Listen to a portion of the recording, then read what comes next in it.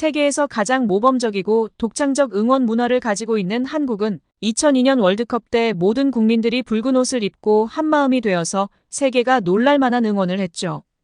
또한 응원이 끝나고 엄청난 인파가 몰려 있었던 거리에 쓰레기가 하나도 없이 자신들이 가져왔던 쓰레기를 모두 말끔히 치우고 가서 당시 한국에 와서 취재하던 각국의 방송사들이 무대에서 특필하며 보도를 했고, 그 방송을 보며 세계 각국의 나라들이 극찬을 했던 기억이 아직도 생생하게 납니다.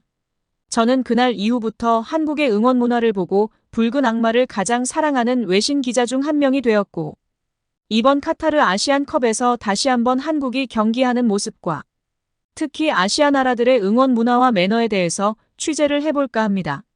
영상을 시청하기 전 구독과 좋아요는 영상 제작에 큰 힘이 됩니다. 안녕하세요. 저는 영국에서 해외 특파원으로 활동하고 있는 외신 기자 아일라라고 합니다. 축구는 세계에서 가장 사랑받고 있는 스포츠 중 하나입니다. 어느 지역을 가더라도 항상 관심받고 사람들에게 굉장한 의미를 부여하는 스포츠가 바로 축구라고 생각합니다. 그만큼 축구는 승부 이상을 떠나서 국가 간 서열 같은 의미가 엄청 강하기 때문에 사람들이 승부에 매우 민감하게 반응을 하고 있습니다. 그래서 오늘은 현재 아시아에서 열리고 있는 카타르 아시안컵의 열기와 자국민들을 응원하는 응원단 반응, 그리고 매너 있는 응원 문화에 대해서 취재를 해볼까 합니다.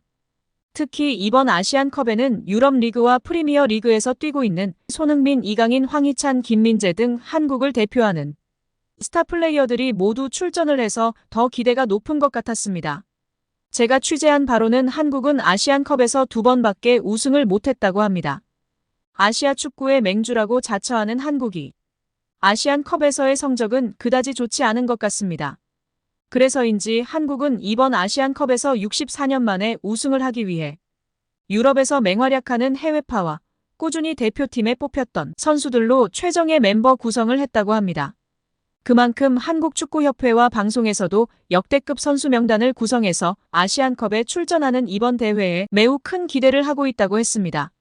저는 이번에 한국의 여러 경기를 취재하고 더불어 한국의 응원단 붉은 악마가 어떤 식으로 응원을 하고 카타르 현지에서 어떤 매너로 사람들의 극찬을 받을지 궁금했습니다. 또 개인적으로 매번 느끼는 감정이지만 이상하게 항상 한국에 대한 열등감과 시기심이 많은 중국 축구 대표팀과 중국 응원단에 대해서도 함께 취재를 하기로 했습니다. 그래서 우선 중국이 속해 있는 A조 시합을 관람하러 갔습니다. 중국은 세계에서 가장 인구가 많은 나라이고 그만큼 다양하고 뛰어난 선수들이 많이 배출이 되어서 올림픽이나 다른 스포츠 종목에서 항상 미국과 순위를 다툴 정도의 스포츠 강국입니다. 그런데 이상하리만큼 축구는 후진국에서 벗어나지 못하고 있었습니다. 많은 돈을 투자하고 중국 리그를 활성화하기 위해 해외 유명한 선수를 영입하고 경쟁력을 갖추기 위해서 엄청난 노력을 했음에도 불구하고 성적은 항상 기대 이하였습니다. 특히 한국 축구에는 맥을 못 추는 경우가 대부분이었는데, 오죽하면 중국에서 한국한테 경기를 이기려면 공안증을 극복해야 한다는 말까지 나올 정도로 한국한테는 정말 고양이 앞에 쥐 같은 느낌이었죠.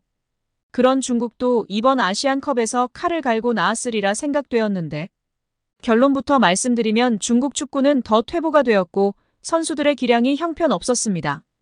예선 3경기를 치렀는데 2무 1패로 예선을 탈락해버렸죠. 더 충격적인 건 예선 3경기 동안 한 골도 넣지 못했다는 사실이 더욱 놀라웠습니다. 더군다나 A조 예선 3차전에 홈팀 카타르가 주전을 대부분 쉬게 하고 2군 선수들이 경기를 했는데도 불구하고 1대 0으로 패한 것은 도저히 중국 축구를 설명할 방법이 없었습니다. 카타르는 인구 약 260만 명의 매우 작은 나라이고 중국은 14억이라는 세계 최고의 인구를 보유하고 있는 거대한 면적의 나라입니다. 인구수가 무려 530배나 차이가 나는데 이렇게 형편없는 졸전으로 패한 걸 어떻게 설명해야 될까요? 인구수에 비례해서 뛰어난 인재가 나오는 게 당연한데 중국은 14억 인구에서 어떻게 저런 형편없는 선수들이 나온다는 게 쉽사리 이해가 되지 않았습니다.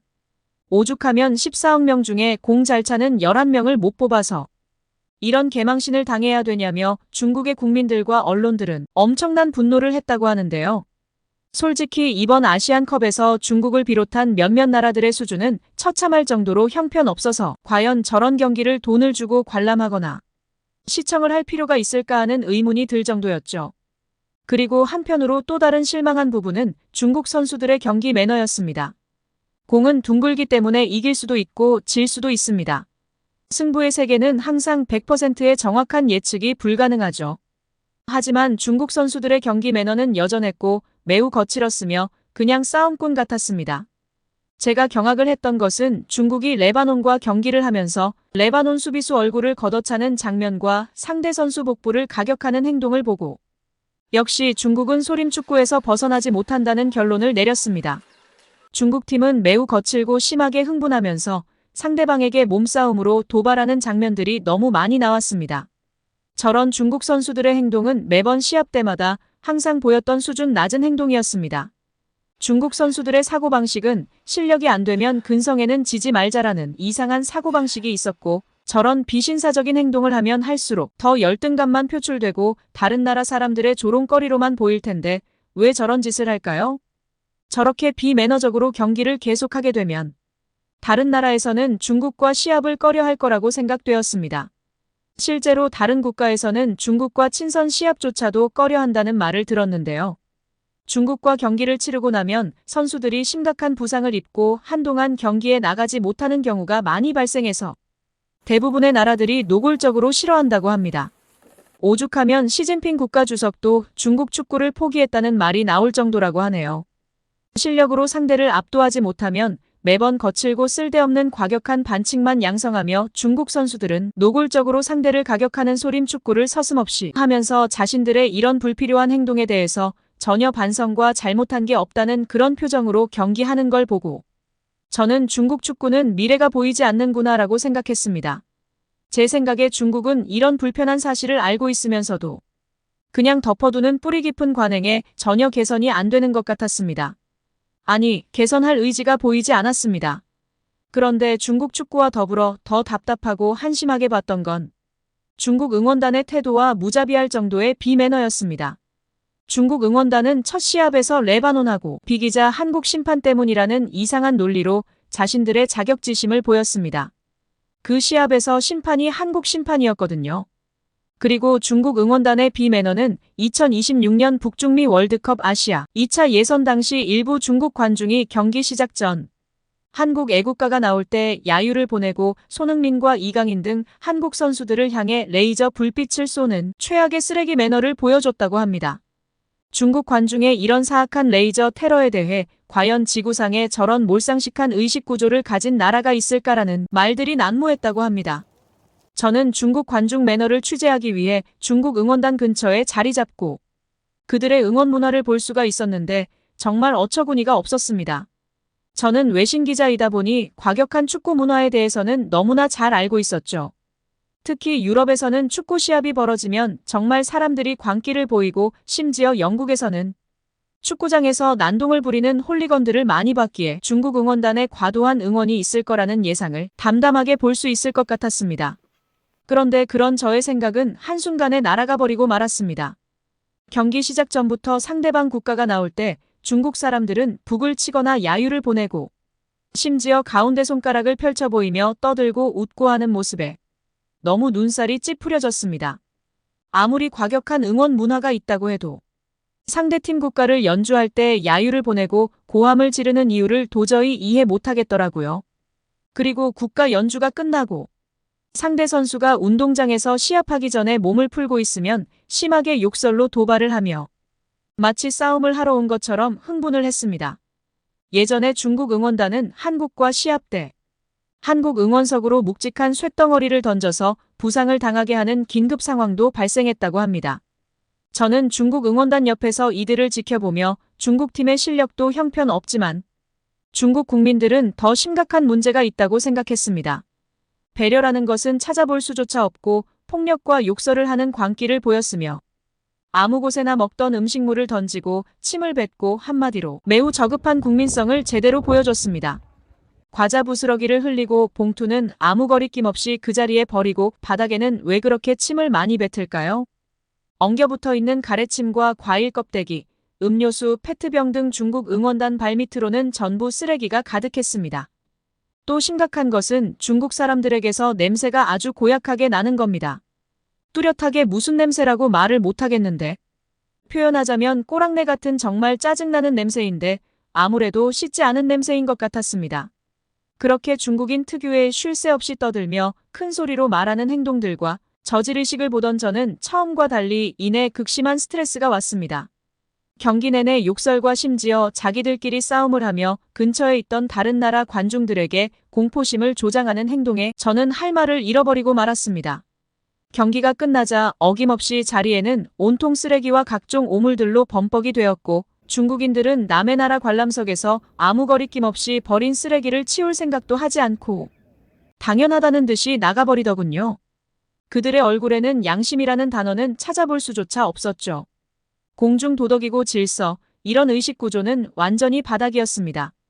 제가 생각할 때 중국은 이런 비매너적인 축구 실력과 응원 문화가 바뀌지 않는다면 장담컨대 100년이 지나더라도 항상 변방 국가에서 벗어나지 못할 것이며 저런 과격한 응원 문화는 다른 나라 사람들에게 앞으로 중국인들은 입장불허라는 최악의 상황을 맞을 수도 있겠다고 생각했습니다. 저는 중국의 실망스러운 매너와 응원을 뒤로하고 이번에는 한국의 경기를 취재하기 위해 한국 경기가 있는 곳으로 갔습니다. 한국은 이번 대회 강력한 우승 후보였지만 이상하리만큼 성적이 잘 나오지 않았고 오늘도 취재를 했던 약체 말레이시아와 접전 끝에 3대3 무승부로 끝났습니다. 피파 랭킹 23위의 한국이 132 말레이시아와 가까스로 비긴 경기가 나오자 취재를 하던 외신 기자들도 이상하다는 듯이 고개를 갸우뚱거렸고 분명 이번 대회 최고의 멤버로 출전했던 한국의 실력에 한참 못 미치는 플레이를 한다고 생각했습니다. 역시 공은 둥글어서 그런 것인가라는 생각이 들었고 이후 한국 선수들은 생각만큼 좋은 결과가 나오지 못하자 자국민들이 온라인 소셜미디어에서 조금 선 넘는 발언으로 선수들을 비난하는 것에 대해서 캡틴 손흥민 선수가 이렇게 말을 했다고 하네요. 모든 선수는 가족이 있고 친구 동료가 있습니다. 그런 가시 같은 말을 해버리면 얼마나 마음이 아프겠습니까? 저희들도 축구 선수이기 이전에 여러분과 같은 사람입니다. 선수들은 팬들이 원하는 경기력 수준을 만족시키려고 최선을 다하고 있습니다. 선수들을 조금만 더 아껴주셨으면 좋겠습니다. 더불어 기자분들과 축구 팬들에게도 간곡히 부탁드린다는 인터뷰를 봤습니다. 역시 세계 톱 클래스의 선수답게 기량과 인성이 훌륭한 선수라는 생각이 들었습니다. 하지만 분명한 건 졸전은 맞았고 한국 축구의 랭킹과 선수 구성원을 봤을 때 분명 문제가 있었던 것은 사실이라는 생각이 들었습니다. 저는 승패와 상관없이 한국 사람들의 붉은 악마 응원을 대단히 인상 깊게 봤습니다. 당연히 상대방 국가를 연주할 때도 조용히 서 있었고 말레이시아 선수들이 잠깐 몸을 풀 때도 별말 없이 지켜보기만 했습니다. 한국 붉은 악마 응원단은 매우 질서 정연하게 앉거나 서서 응원을 했으며 상대방을 도발하거나 자극적인 행동은 절대로 하지 않았으며 한국이 점수로 지고 있거나 아찔한 상황이 와도 절대로 야유를 보내지 않고 한국 특유의 응원으로 선수들에게 힘을 실어줬습니다. 제가 한국 응원팀에 놀라웠고 매우 유심히 본 것은 젊은 사람들이 대부분이었으며 한결같이 남녀가 매우 예쁘고 잘생긴 사람이 많았다는 겁니다. 앞전에 중국 사람들과 너무 비교가 되었고 한국의 젊은 사람들은 침착하고 인상들이 전부 좋아 보였고 근처에 있던 저에게도 매우 예의 바르고 친절했습니다. 무엇보다 중국 사람들처럼 이상한 구역질 나는 냄새가 나지 않았습니다. 그리고 중국 응원석에서처럼 발밑에 쓰레기를 버리지 않았고 어느 누구 하나 침을 뱉는 사람도 없었죠. 미리 발생할 과자 쓰레기와 과일 음료수 페트병 등을 버리기 위해 각자 비닐봉투를 준비해서 자신들에게 발생하는 쓰레기들을 봉투에 담을 준비가 되어 있었습니다. 한국 응원단은 끊임없이 대한민국을 외치며 특유의 리듬으로 응원을 했고 다양한 표현으로 응원을 하니까 카타르 현지인들과 외신 기자들은 한국 특유의 응원 문화를 매우 즐겼으며 멋있다고 했습니다. 오죽하면 근처에 있던 카타르 국민들도 같이 웃으며 한국 응원을 따라할 정도로 한국의 응원 문화는 매우 중독성이 강한 재미있고 유쾌한 응원이었습니다. 사실 더 대단한 것은 경기가 끝난 다음이었습니다. 한국 응원석에 있던 곳에 쓰레기 하나 없이 사람들이 전부를 가져갔고 그 광경을 지켜보던 기자들은 특종이라며 한국의 붉은 악마 응원단의 매우 높은 시민의식에 감탄을 했었습니다. 한국 사람들은 언제나처럼 경기장에 가면 내가 버린 쓰레기는 내가 가지고 온다라는 사고방식이 정립되어 있는 것 같았죠. 미리 준비해둔 비닐봉투에 쓰레기는 전부 담았었고, 자신이 더 담지 못하면 옆에 사람들이 대신해서 치우는 광경을 목격했습니다. 심지어 관중석에 청소까지 말끔하게 하고 난 뒤에 질서 있게 퇴장하는 모습이 대단히 인상적이었습니다. 저는 이 모습을 보면서 왜 세계가 한국 문화에 빠져 있고 극찬하는지 알 것 같았죠. 시민의식이 기본이 되지 않으면 아무리 좋은 점이 있더라도 금방 사라지고 잊혀져 버립니다. 한국이 세계를 주름잡고 극찬을 받으며 관심의 중심에 있는 것은 저런 한국인들의 시민의식이 대단히 높기 때문이라고 생각이 되었습니다. 말 그대로 뿌리가 탄탄해야 기둥이 제대로 세워질 수 있듯이 세계 속의 한국은 국민들 하나하나가 대단히 높은 의식이 있어서 가능하다고 생각이 되었습니다. 선진국인 유럽에서도 이렇게 청소하고 깨끗하게 하지 않거든요. 이번 아시안컵에서 한국팀은 예상과는 달리 조이 위로 16강에 진출하게 되었고, 아쉽게도 아시아의 영원한 라이벌 일본과의 대결은 이루어지지 않았습니다. 물론 대회가 끝난 건 아니지만 저는 다시 한번 한국팀과 한국의 붉은 악마팀의 고급스럽고 매너 있는 경기와 응원을 보면서 꼭 좋은 결과가 있기를 진심으로 바랬습니다. 제가 한국인이 아닌데도 불구하고 한국팀을 응원하고 싶었던 건 역시 그들의 멋진 모습들 때문이었다고 생각이 되네요. 저는 끝까지 아시안컵 외신을 보도하기 위해 카타르에 머물면서 한국을 지켜보며 응원을 할 생각입니다. 저의 얘기는 여기까지였습니다. 시청해주셔서 감사합니다.